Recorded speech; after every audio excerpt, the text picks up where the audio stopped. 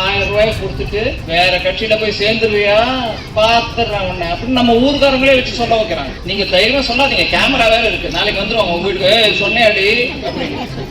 1000 ரூபாய் கொடுத்தா வாங்கிக்காங்க, 5000 ரூபாய் கொடுத்தா வாங்கிக்காங்க, ஒரு தப்பு. ஆனா நான் என்ன உங்ககிட்ட விண்ணப்பிக்கிறேன்னா, இன்னைக்கு நம்ம படுற கஷ்டம் நம்ம பிள்ளைங்களுக்கு இருக்கக்கூடாது. சரம் மாதிரி எங்க பாரு சாராய கடை இருக்குது, நம்ம பெண்கள் ராத்திரி வேலை அந்த பக்கம் நடந்து போனாலே குடிச்சிட்டு படுத்துட்டு கிடக்கிறத பார்த்தா என்னங்க நம்ம நாட்டுல இப்ப போதைப் பொருளும் வர ஆரம்பிச்சிருச்சு. நம்ம பிள்ளைங்களை காப்பாற்ற வேண்டிய நிலைமையில் நம்ம இருக்கோம். அந்த 1000 ரூபாய் மாத்திரம் நம்மள வாழ்வு நல்ல முன்னேற்றம் வச்சிருமா?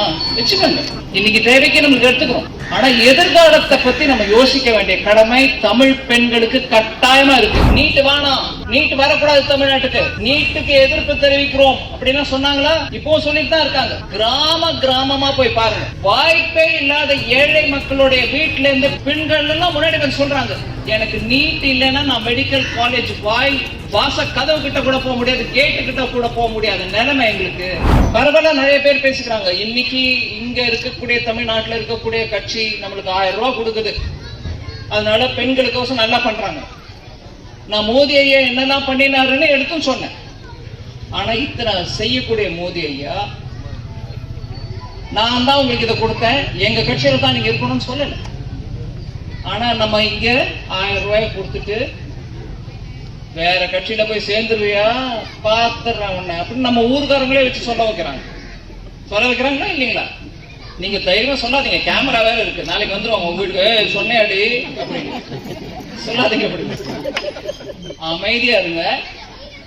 1000 ரூபாய் கொடுத்தா வாங்கிக்காங்க, 5000 ரூபாய் கொடுத்தாலும் வாங்கிக்காங்க, ஒரு தப்பு. கொடுக்குறாங்க, நீங்க வாங்கிக்கிறீங்க. ஆனா நான் என்ன உங்ககிட்ட விண்ணப்பிக்கிறேன்னா, இந்த நாடு முன்னேற்றம் அடையணும், நம்ம பிள்ளைங்களுக்கு எதிர்காலம் நல்லா இருக்கணும், நம்ம பிள்ளைங்களுக்கு இன்னைக்கு நம்ம படுற கஷ்டம் நம்ம பிள்ளைங்களுக்கு இருக்கக்கூடாது.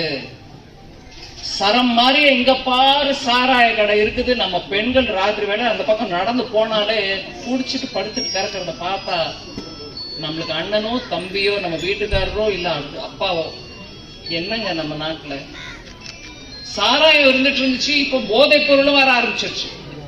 நம்ம பிள்ளைங்களை காப்பாற்ற வேண்டிய நிலைமையில் நம்ம இருக்கோம். அந்த 1000 ரூபாய் மாத்திரம் நம்மள வாழ்வு நல்ல முன்னேற்றம் வச்சிருமா? வச்சுக்கோங்க, இன்னைக்கு தேவைக்கு நம்மளுக்கு எடுத்துக்கிறோம். ஆனா எதிர்காலத்தை பத்தி நம்ம யோசிக்க வேண்டிய கடமை தமிழ் பெண்களுக்கு கட்டாயமா இருக்கு. இருக்கா இல்லீங்களா? நம்ம தமிழ்நாட்டுல தாய் குலம் எப்பொழுதுமே ஒரு வாக்கு அளிச்சுன்னா அந்த வாக்கு தான் நம்ம அரசியல நம்மளுக்கு முன்னெடுத்துட்டு போகுது. பெண்கள் எப்படி யோசிக்கிறாங்களோ தமிழ்நாட்டுல அதை வச்சுதான் அரசியலே நடக்குது தமிழ்நாட்டுல. நீங்க சரியா யோசிச்சு இந்த நாட்டுல நல்ல நாடா இருக்கணும், நம்ம மக்கள் எல்லாரும் தைரியமா முன்னுக்கு வரணும், படிக்கணும். இப்ப நீட் தேர்வு எடுத்துக்காங்கம்மா, நீட் வேணாம், நீட் வரக்கூடாது தமிழ்நாட்டுக்கு, நீட்டுக்கு எதிர்ப்பு தெரிவிக்கிறோம் அப்படின்னு சொன்னாங்களா? இப்போ சொல்லிட்டு தான் இருக்காங்க.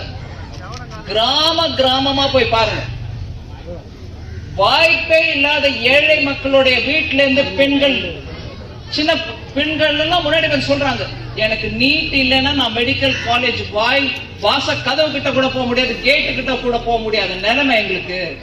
ஆனா இன்னைக்கு எனக்கு நீட் மூலமா வாய்ப்பு கிடைச்சிருக்கு. நானும் MBBS படிச்சு ஒரு கிராமத்துல ஒரு டாக்டரா எங்க கிராமத்துக்கே போவேன் அந்த பொண்ணு.